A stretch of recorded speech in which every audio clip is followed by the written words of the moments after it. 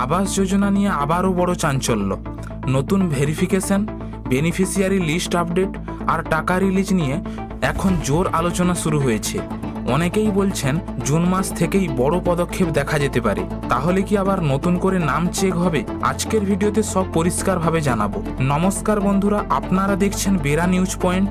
যারা এখনও চ্যানেলে নতুন রয়েছেন তারা অবশ্যই সাবস্ক্রাইব করে নিন, কারণ সরকারি প্রকল্পের সব বড় আপডেট আমরা সবার আগে আপনাদের কাছে পৌঁছে দেওয়ার চেষ্টা করি।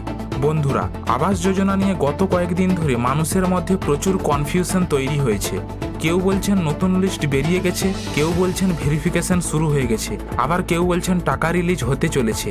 এই অবস্থায় সাধারণ মানুষ স্বাভাবিকভাবেই চিন্তায় পড়েছেন। এখন সবচেয়ে বেশি যে প্রশ্নটা মানুষ করছেন সেটা হলো, নতুন লিস্ট কি সত্যি প্রকাশ হয়েছে? দেখুন, বিভিন্ন জায়গায় বেনিফিশিয়ারি লিস্ট আপডেট নিয়ে আলোচনা শুরু হয়েছে বলে বিভিন্ন রিপোর্টে বলা হয়েছে। কিছু এলাকায় সার্ভে ও ডকুমেন্ট চেকিং নিয়েও কথা শোনা যাচ্ছে। তবে সব জায়গায় অফিসিয়াল ফাইনাল লিস্ট এখনও একসাথে প্রকাশ করা হয়েছে এমন ঘোষণা এখনও স্পষ্টভাবে সামনে আসেনি। আরেকটি গুরুত্বপূর্ণ বিষয় হচ্ছে ভেরিফিকেশন। এখন অনেকে বলছেন 1 জুন থেকে নতুন করে ভেরিফিকেশন শুরু হতে পারে। বিশেষ করে আধার কার্ড, ব্যাংক অ্যাকাউন্ট এবং ডকুমেন্টস মিলিয়ে দেখা হতে পারে বলে আলোচনা করা হয়েছে। যাদের ব্যাংক অ্যাকাউন্ট ইনঅ্যাক্টিভ, আধার লিঙ্ক নেই বা ডকুমেন্টে ভুল রয়েছে তাদের ক্ষেত্রে সমস্যা হতে পারে বলেও আশঙ্কা করছেন অনেকে। তাই যারা আবাস যোজনার সুবিধা পাওয়ার অপেক্ষায় আছেন তারা এখন থেকেই নিজেদের ডকুমেন্টস ঠিক আছে কিনা দেখে নিন।